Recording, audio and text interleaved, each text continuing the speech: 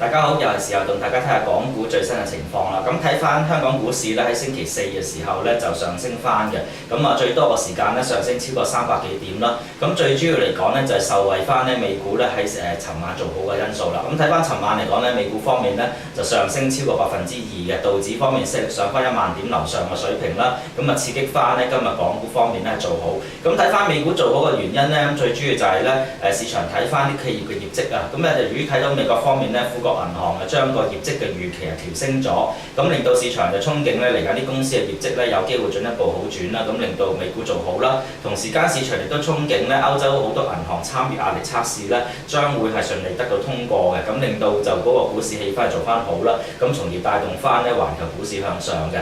咁睇翻港股方面咧，其實基本上雖然話升翻成200幾300點上去啦，咁翻上2萬點樓上啦，咁但係其實喺星期二開始到星期四呢段時間咧，其實個市都係一日升一日跌嘅啫，咁大約都係200零點之間咧做上落啦，咁所以變咗嗰個方向感其實都唔係太過大。我諗最主要原因嚟講咧，都係成交方面仲係偏低咧，嚟緊成交金額咧，如果仍然維持翻喺400零億嘅水平咗緊咧，其實個市咧就難有一個真係明確嘅方向會走出嚟咯，咁所以嚟緊方面個市，如果成交冇辦法上翻600億元樓上啦，相信都仲係一個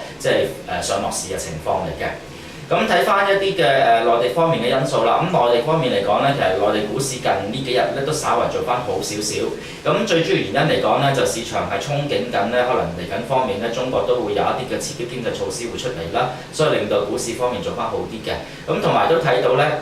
新華社方面咧都出咗啲嘅文章啦，咁提到就話咧股市早前嘅下跌咧，或者上半年嘅下跌咧，最主要就市場對個經濟前景睇得唔係太過明朗啦。咁但係咧佢都強調咧就話喺個股市下跌嘅背後咧就冇忽略咗一啲正面嘅因素喎。咁我諗呢啲咁嘅文章咧就令到市場開始憧憬啦。上證綜合指數去到2300呢啲水平咧，有可能係所謂啲政策底啊。所以近日嚟講咧，國內方面一啲投資者咧就將2300呢個水平咧視為政策底，咁所以令到內地股市方面咧，去到呢啲水平附近咧，開始有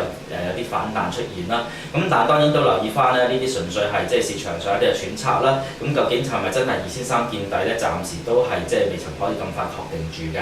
咁要留意翻就始終嚟緊呢段時間咧，我諗個股市都係正話提到啦，冇乜太大方向住。咁我諗恒指暫時咧預喺20300點附近咧，會有一定嘅阻力喺度。咁支持位大約都係19600點嘅水平啦。直至到可能真係成交方面增加翻先至有啲新嘅方向會走翻出嚟嘅。咁我諗股份方面嚟講啦，咁就一啲嘅電訊設備股啦，咁就由於印度方面咧，而家就再次傳出就話禁止咧中國生產嘅電訊設備咧係入口印度嘅，咁令到就電訊設備股方面咧係有啲嘅沽售壓力喺度。咁睇翻而家啲電訊設備股啦，印度市場譬如中興通訊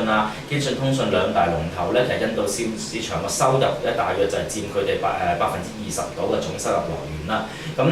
其餘嗰50%以上咧係嚟自國內本土嘅。咁由於內地方面咧嗰個3G 嘅投放個高峰期慢慢過去啦，所以嚟緊方面咧，其實海外市場佔嘅比重咧相對上咧係會增加。所以點解印度方面可能禁止中國產品入口咧，就令到呢類股份咧受到一定嘅